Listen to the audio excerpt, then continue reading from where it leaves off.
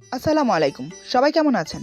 আশা করি সবাই ভালো আছেন। আজ আপনাদের জন্য নিয়ে এসেছি একটা ফানি গল্প। আশা করি গল্পটি আপনাদের ভালো লাগবে। তাহলে চলুন শুরু করা যাক। আমার ছেলে আরিয়ান স্টেজে উঠে বলে, পৃথিবীর সবচেয়ে বড় দুলাভাই আমার দুলাভাই, যে আমার মায়ের সাথে রাতে থাকে। এক বিছানায় আমি, মা আর আমার দুলাভাই থাকি। আমাকে ও আমার মাকে আমার দুলাভাই খুব ভালোবাসেন। আমাকে ও আমার মাকে দুলাভাই রোজ চুমু খান। আমার কাছে খুব ভালো লাগে। দুলাভাই আর মায়ের কারণে আমি এই পৃথিবীতে জন্মগ্রহণ করেছি। আমার মাকে যখন দুলাভাই জড়িয়ে ধরে আমার হিংসা হয়। তখন দুলাভাইকে বলি আমাকেও জড়িয়ে ধরতে। আমার কথা মতো তিনি আমাকেও জড়িয়ে ধরেন। আমার দুলাভাই আমি যেটা চাই সেটাই দেয়। এদিকে হঠাৎ আমার ছেলের কথা শুনে উপস্থিত সবাই উঠে দাঁড়ায়। সবাই স্টুপিডের মতন একে অপরের মুখ দেখাদেখি করছে। এদিকে আমি লজ্জায় শরমে অপমানে বেঞ্চের নিচে লুকিয়ে পড়েছি। আপনারাও ভাবছেন তো আমার ছেলে তার দুলাভাইয়ের সাথে আমার স্ত্রীকে জুড়ে কেন কথাগুলো বলছে? ভাববার বিষয়, তাই না? এটাই তো মেন রহস্য এবং মজার বিষয়। আমি বা কেন লজ্জায় বেঞ্চের নিচে লুকালাম, আর দুলা ভাইটাই বা কে, সেটা ক্রমশ প্রকাশ্য। গল্পটা মনোযোগ দিয়ে শুনুন আর হাসুন। এবার চলুন মূল গল্পে। আমার নাম মোহাম্মদ আবিদ রহমান। ফ্যামিলিতে মা, বাবা আর আমার ছোট ভাই। বাবা সরকারি চাকরি করেন। নাম মোহাম্মদ হাসান রহমান। ছোট ভাইয়ের নাম মোহাম্মদ আরিফুল রহমান। এবার ইন্টার সেকেন্ড ইয়ারে পড়ছে। আমি পড়াশোনা কমপ্লিট করে বাবার চাকরিটা করছি 2 বছর হলো।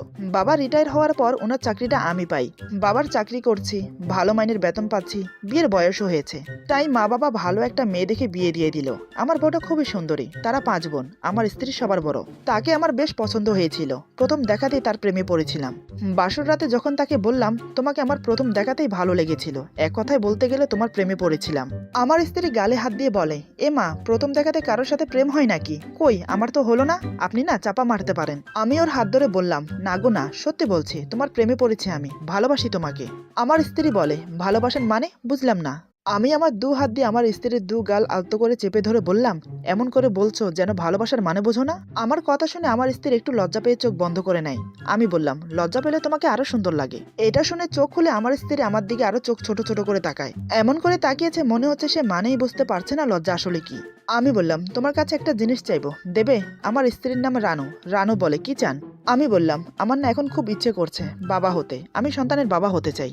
আমার কথা শুনে হঠাৎ আমার স্ত্রী বলে, আরে আগে বলবেন তো এখন আপনি সন্তানের বাবা হতে চান। তাহলে আমি আসার আগে কারো থেকে ধার নিয়ে আসতাম। এটা শুনে তো আমি হকচকিয়ে গেলাম। মেয়েটি বলে কি, সন্তান ধার এনে আমাকে বাবা বানাবে মানে? আমি বললাম, এসব তুমি কি বলছো? আমি থাকতে তুমি অন্যের থেকে কেন সন্তান ধার নেবে? রানু বলে, তো কি করতাম? আপনি তো এখন বাবা হতে চান, এখন বাবা হওয়া কি সম্ভব? বাবা হতে সময় লাগে। আপনি আমি সহবাস করব, তারপর প্রেগনেন্ট হব, 10 মাস 10 দিন পেটে রাখবো, তারপরেই তো বাবা হতে পারবেন। এখন বললে এখন কোত্থেকে সন্তান আনবো? আমার স্ত্রীর কথা শুনে আমি বুঝতে পারলাম আসলে সে সরল সোজা আমার কথার উল্টো মানে বের করছে। আমি এখন বাবা হতে চাই এটা কথার উদাহরণ দিয়েছি মাত্র, তার মানে এই না যে এখনই বাবা হতে চাই। ওর কথা শুনতে শুনতে আমি হাসতে লাগলাম। আমি বললাম, সত্যি তোমার মনটা একদম সরল সোজা। তারপর আমি তাকে সবকিছু বুঝিয়ে বললাম। সে এবার বুঝতে পারলো আমি তাকে কি বলতে চেয়েছি। আমার কথা শুনে লজ্জায় মাথা নিচু করে নেয়। আমি এক হাতে ওর চিবুক উঠিয়ে কপালে একটা চুমু দিলাম। তারপর দুজন 2 রাকাত নফল নামাজ শেষ করে খাটে বসে গল্প করতে লাগলাম। ধীরে ধীরে একে অপরের প্রতি ঘনিষ্ঠ হতে লাগলাম।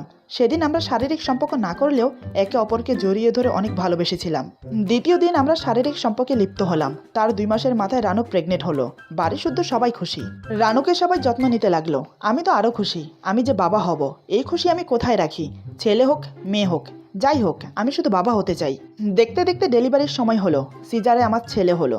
দেখতে একদম মায়ের মতো হয়েছে। খুশিতে আমার চোখে জল চলে এলো। কিন্তু এই ছেলে যে আমার জাত কুল ইজ্জত সম্মান সব ধুলিস্যাৎ করে দেবে কে জানতো। ছোট ছিল ভালোই ছিল। যখন তার 1.5 বছর বয়স হলো তখন সে একটু একটু কথা বলতে শিখছে। সেই সময় আমার 4 শালি আমাদের বাড়িতে এসে থাকতে শুরু করলো। কারণ আমার শ্বশুর শাশুড়ি হজ করতে সৌদি আরব গেছে। কমসে কম 2 মাস থেকে তারপর আসবে।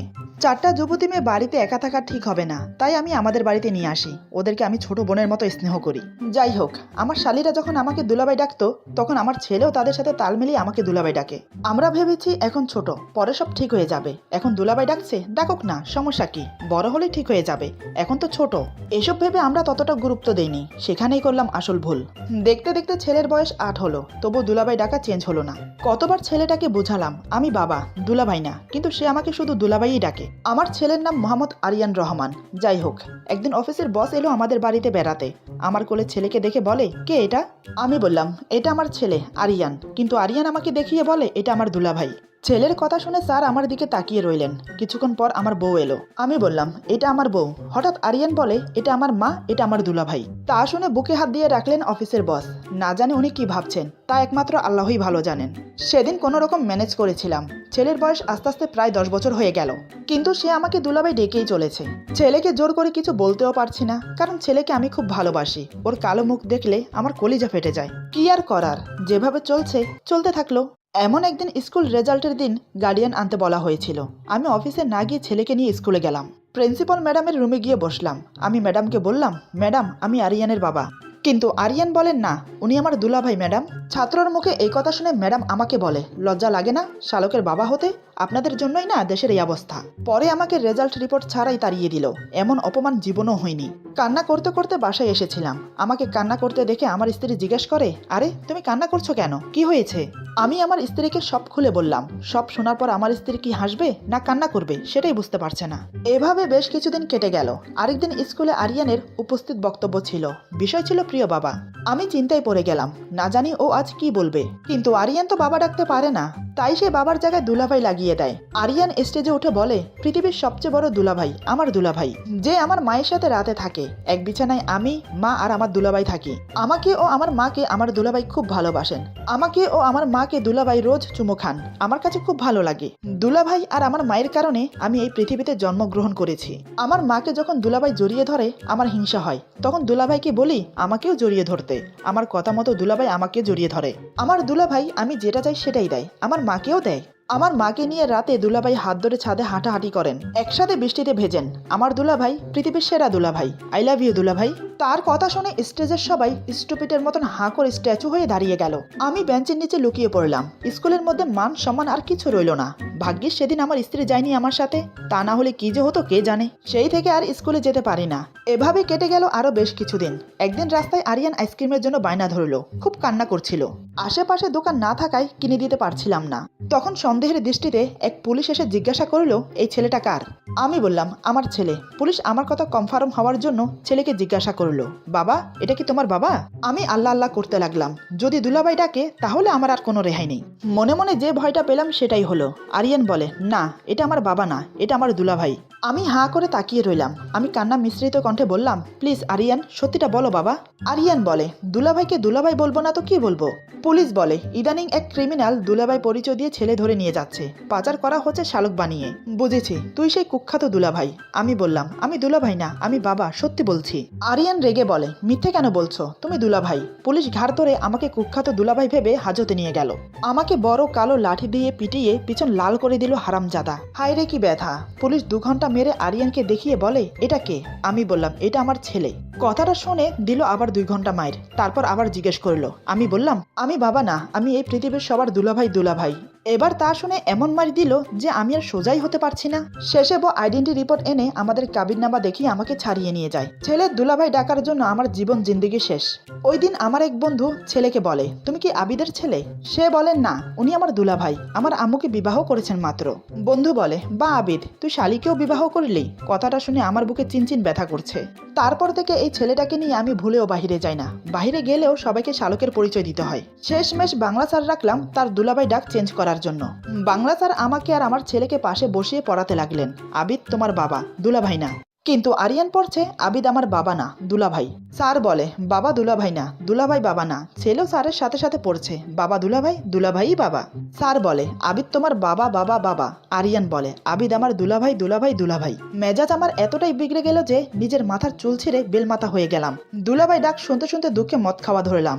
ঘরের সবাই আমার দুঃখ দেখে এক কঠিন সিদ্ধান্ত নিল, সবাই আমাকে বাবা ডাকবে যাতে আরিয়ান শেখে। কিন্তু আমার বউ অনেক সংকোচ করলো, নিজের স্বামীকে কিভাবে বাবা ডাকবে। কিন্তু ছেলের ইহানো আচরণের জন্য বাধ্য হলো। রানু আমাকে বলে, বাবা আমাকে এই মাসের টাকাটা দাওনি যে। শালি আমাকে বলে, আবিদ বাবা আমাকে ঈদের সালামি দাও। দারোয়ান চাচা বলে, আব্বা আমার কিছুদিনের ছুটি দরকার। কাজের বুয়া রমিজা খালা বলে, বাবা আপনার ময়লা কাপড়গুলো দেন ধুয়ে দেই। পাশের বাসার ভাবি এসে বলে, আব্বু 2টা ডিম হবে? আমার বেস্ট ফ্রেন্ড সম্রাট এসে সেও আমাকে ডাক দিল, আব্বু বাইরে আয় তো। তখন আমার বদলে আমার বাবা বাইরে আসে। সম্রাট বলে, আঙ্কেল আপনি না, আবিদ বাবার কথা বলছি।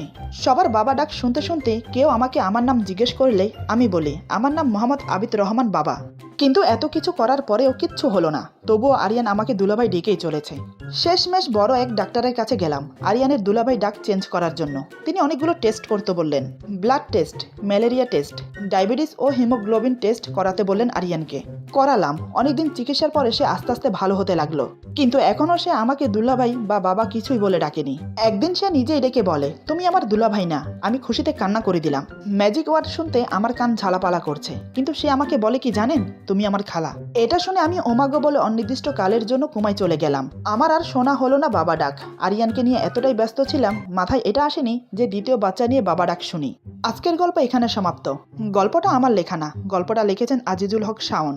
গল্প পড়তে পড়তে হঠাৎ তার গল্পটা চোখে পড়লো, তাই আপনাদের সাথে শেয়ার করলাম। গল্পটা আমার কাছে খুব ভালো লেগেছে, জানি না আপনাদের কাছে কেমন লাগবে। বন্ধুদের সাথে শেয়ার করবেন, আর আপনারা পড়বেন, কমেন্টে জানাবেন কেমন লাগলো। আল্লাহ হাফেজ।